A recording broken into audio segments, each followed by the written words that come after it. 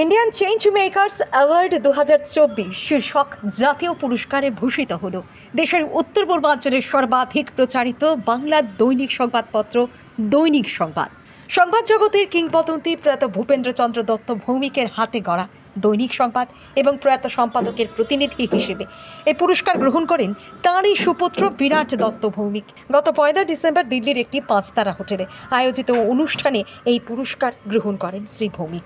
অনুষ্ঠানে উপস্থিত ছিলেন দেশ বিদেশের বহু গণ্যমান্য অতিথি ও বিশিষ্টজনেরা।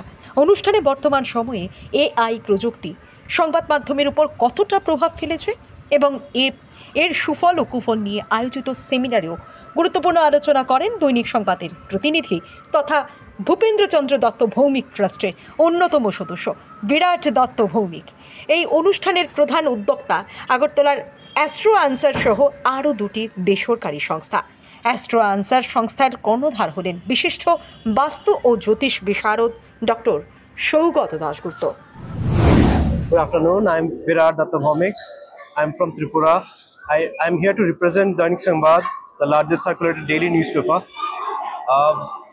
Indian Changemaker Award Committee has selected me on behalf of Dainik Sangbad to come and receive the award.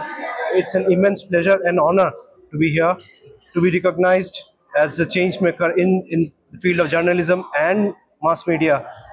Dainik Sangbad thanks Dr. Shogato, who is a son of the soil, for his tremendous effort, and I wish Indian change maker all the best to bring up more and more change makers in future. Thank you so much.